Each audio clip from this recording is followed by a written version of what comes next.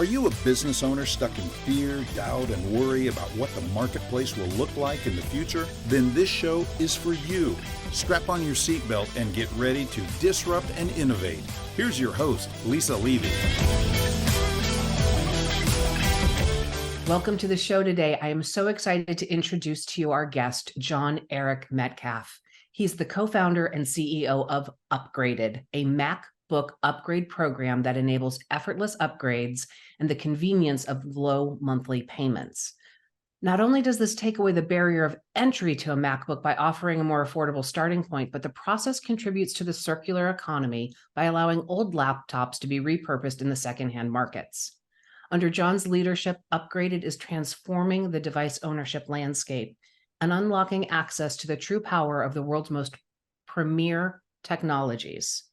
Prior to his role at Upgraded, John served as an entrepreneur in residence at Arbor Ventures in Hong Kong and started co-working spaces in Austin and Shanghai. Additionally, he co-founded Demand Analytics, an e-commerce analytics firm that he bootstrapped to $1.5 million in annual recurring revenue before selling to Groupon in 2013. John's a frequent speaker at South by Southwest Interactive and the MIT Global Startup Workshop on the topic of entrepreneurship. John was educated at home until he was 13 and is a graduate of the University of Texas at Austin, where he studied advertising and computer sciences. John, my audience knows why you're here today. Welcome and thank you for joining us. Thanks so much for having me, Lisa. Excited to hang out. Awesome. So I did the bio read, right? The high level stuff that I want to set you up so they understand who you are, but that doesn't tell anybody your story. Will you take us through your journey and how you came to where you are today? Yes, I'll start from early in my life. I'll start from when I was a kid growing up in a small town north of San Antonio. Both my parents run a little automotive shop. It's really just like a shade tree mechanic garage that's right next to my parents' single wide mobile home that I grew up in. So you can imagine they're both working from home, working out of the garage, working on cars, and I was homeschooled. If you ask my dad why, he would say that he wanted me to have positive self-talk. So I think he grew up in a world or in an environment where, for whatever reason, when he would ask himself, "Can I do this?" When he would throw a question against the wall, "Can I do this?" His brain would tell him, "No, you can't." And he contributed that a lot to his experiences in primary school as a young kid. And so he would say, "I homeschooled you because I wanted to, in a way, control what you were hearing and what you were experiencing. And I wanted specifically for you to, when you ask yourself, 'Can I do it?' to say, 'Yes, you can.'" And that's worked. And I've always felt like I've been successful in a way in my parents' eyes, and that everything else I'm doing is kind of icing on the cake. And that has given me such a level of freedom, I guess, to explore wherever I wanted to go. That's a fabulous story about the beginning of your educational experience, the positive self-talk, right? What an insightful thing for a dad to choose for their child.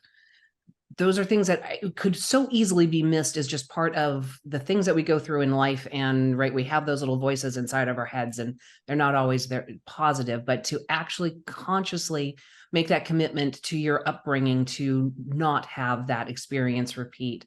Your dad sounds like a really remarkable human being. Both my parents are amazing. They're incredible humans, and they gave up a lot of their life to raise me. I'm an only child, but I have a ton of cousins, 24 cousins. But they wanted to set up their lives so that they could be at home with me. So I so appreciate them for that. And while I did eventually beg them to go to public school because I wanted to play sports like all the other kids in my neighborhood, I always look back on my time being homeschooled as so formative. And it's also what allowed me to, or I think taught me to be so autodidactic to learn myself. And that's a key element of entrepreneurship. I was lucky to watch my parents while they were, small business entrepreneurs. I was watched how they provided for us. And then I was also lucky that I had an uncle big family. So lots of family who are either in construction or or auto mechanic like my father. But I have another uncle who was an entrepreneur and was very successful. And so that was always inspiring to be able to watch what it looked like to build a big business. I'm also an only child, and I know that in my lifetime, I'm ridiculed constantly for not being well aware of people around me and the idea of sharing and, what's mine is mine and what's yours is mine, because as an only child, everything was mine. You had a lot of cousins around you, but still, right, you've come at this space and come out of small town America. And I want to get to how you get from small town America to Shanghai, but we'll get there in a minute. But into this space where the business that you're building is, their large focus of it is on giving back and driving and feeding into the circular economy, which there are those people out there, and it's my friends and my family, who would say an only child would never come up with this idea. Well, John's here to prove you guys wrong. It's not about being an only child. Maybe an only child who had to take care of all of the things that they owned because we didn't have a lot of money. So I grew up feeling like I needed to care for the things I had. And if one of them broke, I needed to repair it. And so I'm happy to be able to bring that into the work I'm doing now. And fabulous experience, right? The homeschooling, the time with your parents, watching entrepreneurship on several different levels, right? The small business with the auto mechanics and another family member who grew big businesses. You were primed to go down a path, whether you knew it or not, right? You were educated from the beginning to follow this entrepreneurial path that I personally don't always have the level of comfort to own that I am an entrepreneur. And we need to, because we are building and creating and influencing the world around us in different ways. So how did you start down that path? You've gone through high school and you're in college, and somehow you're going to get to Shanghai. Yeah, I got to Shanghai. I mean, I think like many entrepreneurs, it started so young, seeing parents or family members. Also because I wanted to have things beyond what my parents could afford, like a computer. When I was younger, I had all these cars coming through our house. So because my dad was working on them or my parents were working on them. And so I would wash and wax those cars for $25 and put that into a savings account so that I could at first buy a computer. And we bought it in parts, because that's what you did back then. Bought it in parts and put it together. That was the cheaper way to do it. And then it would be because I wanted to add more RAM or something like that. So that being a hunter gatherer was always in my blood from very early. When I was in undergrad and studying computer science, once I learned I could program kind of basic stuff. Literally, the programming language BASIC is the first thing that I ever programmed in. But once I learned how to, back in when I was in undergrad, how I learned to program in Java or even Pascal, I was able to, as an undergraduate, charge $65 an hour for web design or web development when I was an undergrad, and that just gave me so much power so quickly that I was, maybe I didn't get as many projects, or that wasn't always consistent. But my first client, I guess, when I was an undergrad was a hedge fund in Austin, and just random how I got in contact with them. But they needed to build a website, and that was my first big project, building their website so that their investors could log in and see how their assets were doing. But from there, I just started stacking more and more of small clients, and then you have a retainer. Maybe it's $500 a month to keep maintaining their website, or later on, I had one that was $2,000 a month. And so through undergrad, I just never planned to apply for jobs. That was the time of boom time for Facebook and Twitter. I graduated in 2007, and I just decided, well, I'm graduating. I have a $2,500 a month recurring revenue from these projects that I've started doing. I'm just gonna keep going with that.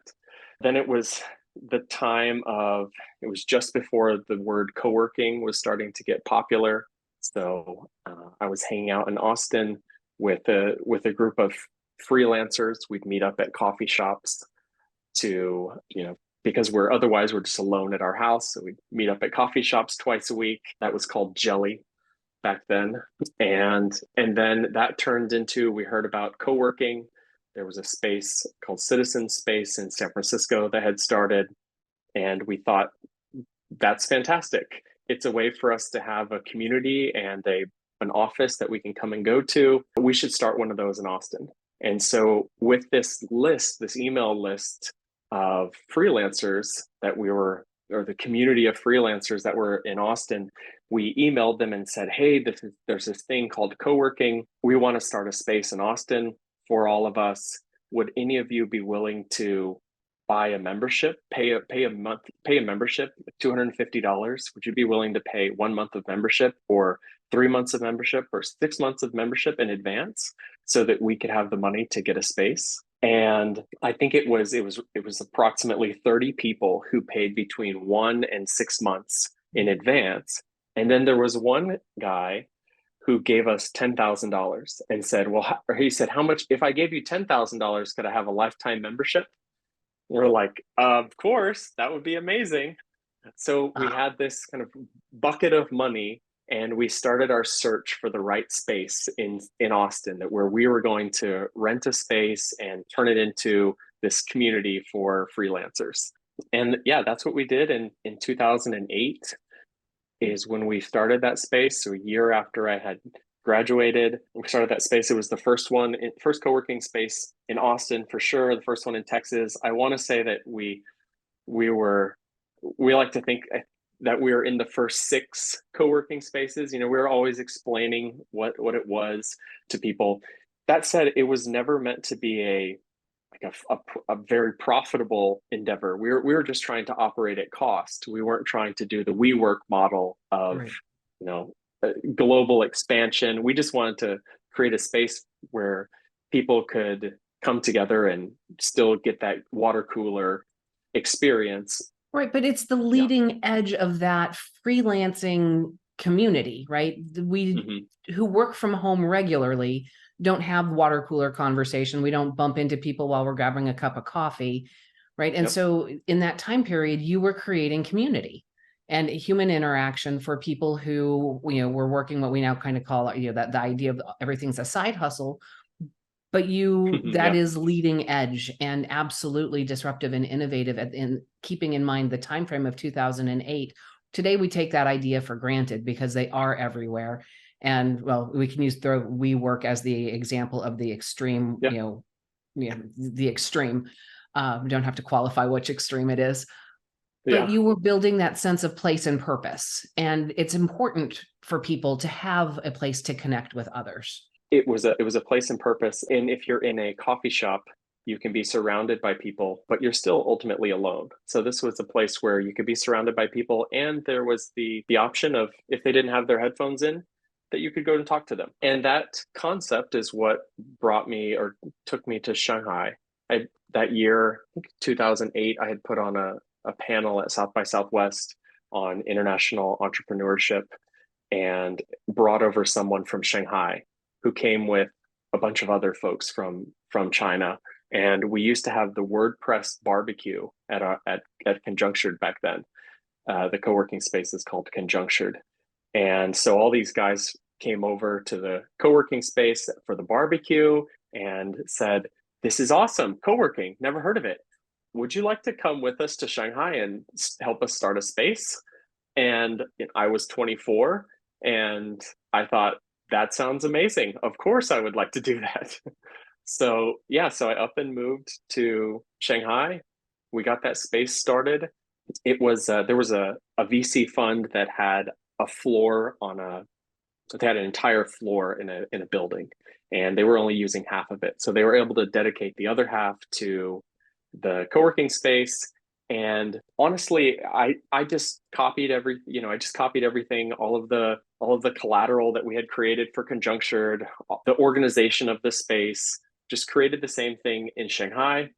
And then it was pretty much off to the races. We venture capital fund was able to fill that space up very quickly. And so I was there, and there were plenty of other expats, but I couldn't speak Mandarin like they could. They were older than me, or they had been there longer. And so I thought, okay, I'm going to go to Beijing and study Mandarin for 3 months, because that's where the clearest accent is.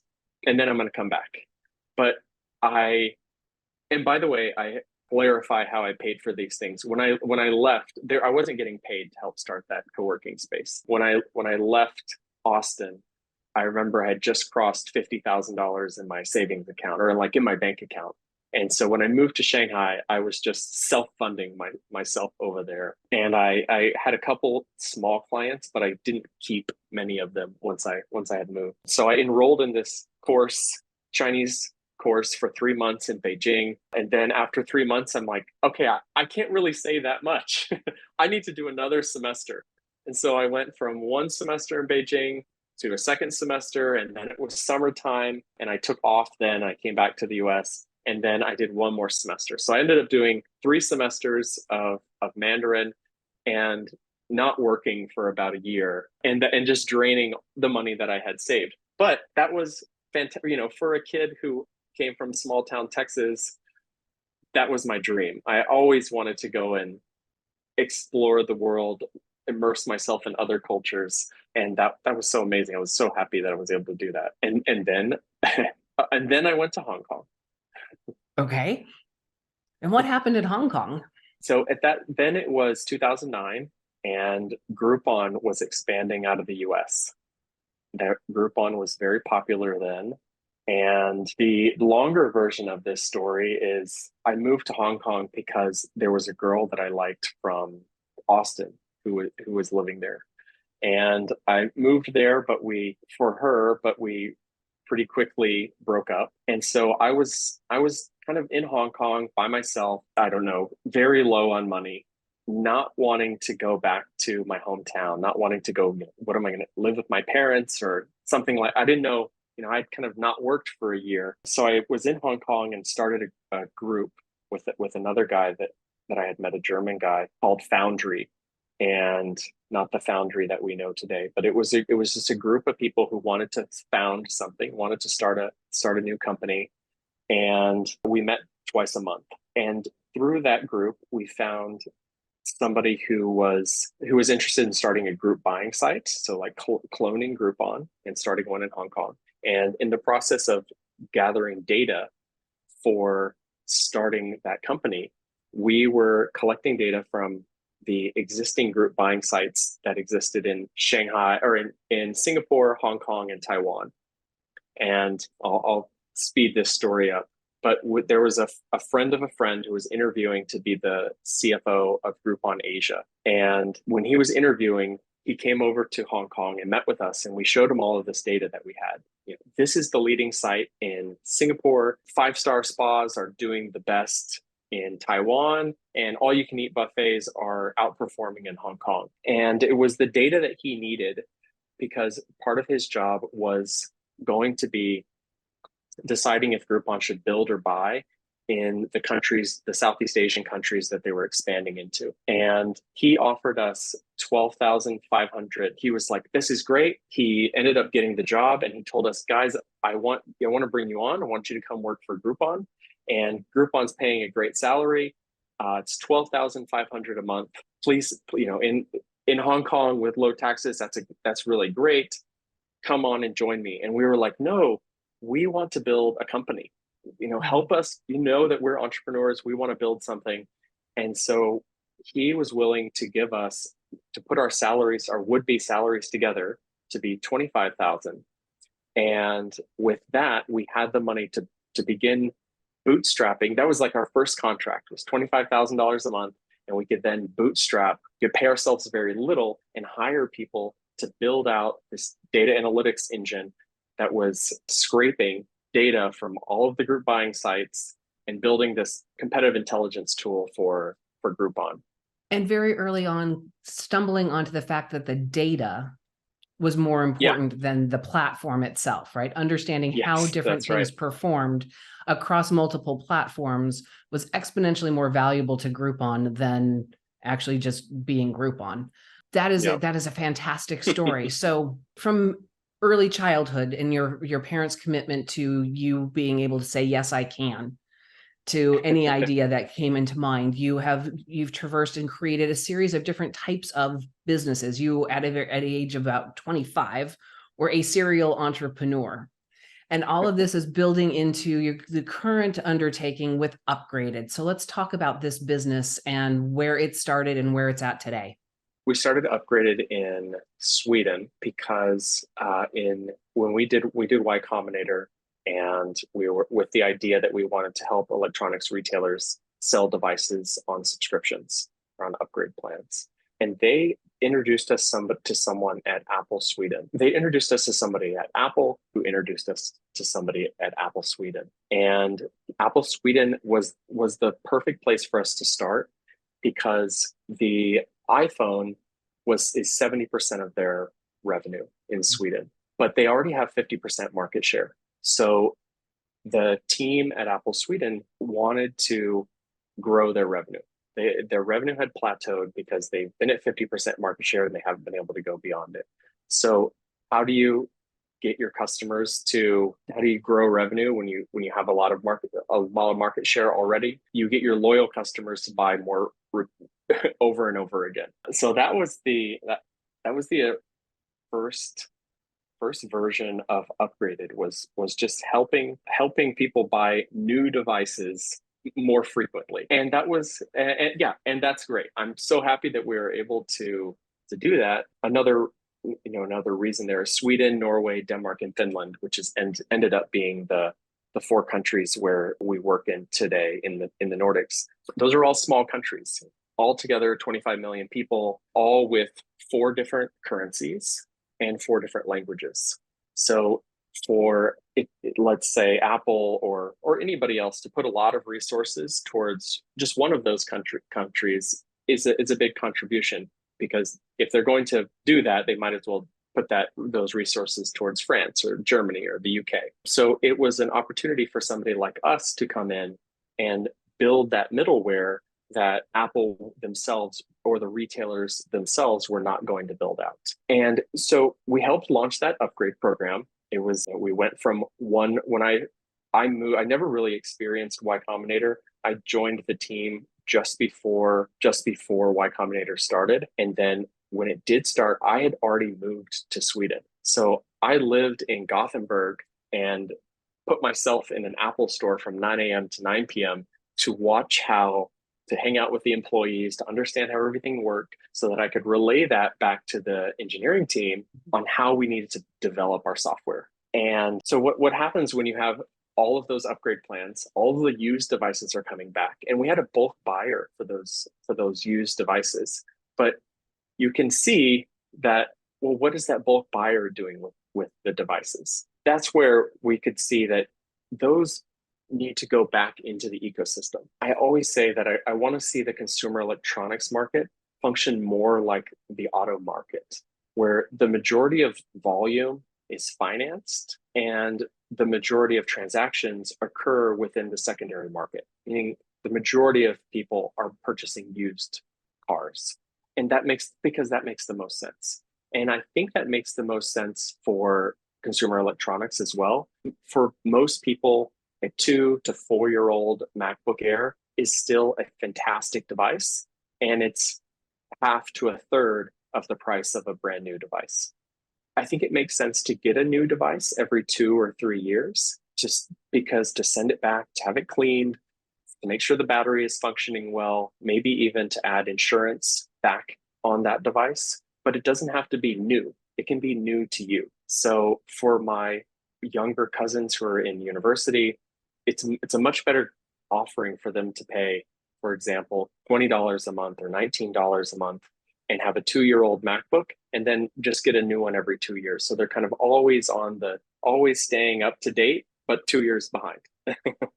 Well, and let's talk about the implications, right, of the circular economy on this, right? The likely life cycle of a piece of technology, a laptop computer, really is 5 to 7 years, is a good window of time when technology changes so much that you have to, revision up. And so if you're going through a 2-year cycle where there's somebody who is getting new, but at each increment of 2 years, right, it's getting equipment into hands of people who would not have been able to access that technology new. And so we're getting technology into the hands of underserved markets and places where, from an educational perspective, students would struggle without. And so the implications of this are huge. It's a beautiful model. And that $20 a month subscription is attainable to many. And ideally, our offer, for example, in the US is 0% interest if you have good credit. I think it should be 0% interest for everybody. Unfortunately, we can't make that happen, but we could potentially make that happen on used devices where I just never want it to be the alternative is that people are putting these devices on their credit cards and paying for it over time, but they're paying for it over time at a credit card rate. So even if it's a 5% interest, something like that, it's a much better offering for everybody. And then upgrade plans also help to pull these devices out of the closets of the early adopters. So it's for people who do naturally just buy a new device every 2 or 3 years because they're a software developer, they're a videographer, a photographer, they need to have the fastest device, they need to be able to run the latest software. A lot of times people always say that they're going to move all their data over, and then they're going to sell the device on Facebook Marketplace or on Craigslist or something like that. But it doesn't happen, and it ends up more times than not that it's just sitting on somebody's shelf and losing value. And that's a device that could go into the hands of somebody else. So we're trying to make it as easy as possible. When people upgrade, we send them a FireWire cable so that they can transfer their data very quickly and feel confident that we have instructions on how to wipe the device so that it's not ever traveling with any of your data on it. It's not in transit with your data. And then we of course receive the device and do another military grade multiple sweep wipe on that device and put it back into the hands of the next person. And if that can reduce the number of new devices that we need to create, that's the goal. Instead of having people buying low quality devices that are new, they can buy a high quality device like a MacBook Air or a MacBook Pro, but that are 2 years old, 3 years old. And so as the launch in the US is relatively recent, so I'm sure that the adoption is starting to grow. When this episode airs, it'll be several months down. It will be in kind of the November timeframe. Yeah. What do you see? What is the goal? What does upgrade look? What does it look like in a year, in 2 years? What's the impact that you're trying to really make? Right now we have used devices, or we have brand new devices on the platform. It's in a way, it's just like how we started in Europe, where we start with the top end devices so that we can start building supply of the used devices. It also helps to set the brand at a certain level, starting with a MacBook Pro and MacBook Air. That's the highest level offering. But I'm hoping that by the time this episode airs, that we'll also have used devices in the mix, not from those customers, but from partners who are selling used devices already. So I want to start with new MacBooks, then used MacBooks, then new and used iPads, then into gaming consoles like PlayStations and Xbox and Switch. And yeah, our goal is to do 10,000 this year, add 10,000, or the mission of the company is to grow participation in the circular economy. So we think about every person who's member of Upgraded or who's a part of Upgraded as a plus one. So if we can do 10,000 this year and 100,000 next year, and continue to increment that over time. That's our goal. It's a wonderful growth model. It's a wonderful goal. With everything that you have going on, what do you do at the end of the day to unwind? I am a mountain biker or runner. I guess go for a bike ride and I go for a run. And I have a 30-pound Maltipoo who I love going on long walks with in the morning. So time with my dog, time with my fiance, and riding or running my bike. Running or riding my bike. Absolutely. I have a basset hound. We do our I call them waddles for him. We waddle in the morning. Oh, The temperature is a little bit more accessible for us here in Phoenix. that's right. John, you have done so many different things, right? As a serial entrepreneur, you have told stories to our audience that will take them on all sorts of journeys and international experiences that, from a boy growing up outside of Austin, those were big dreams, and you have gone on the path and seen and achieved because you had that foundation from the beginning to say yes to the opportunities and lean into that. Thank you so much for sharing that with me, with our audience today. I know that there are a tremendous number of nuggets that people who are listening and thinking on that freelancer lifestyle, how many different directions you can go in a matter of a few years. For everybody out there who's watching and listening today, remember the rules. Don't get left behind. Join me next time.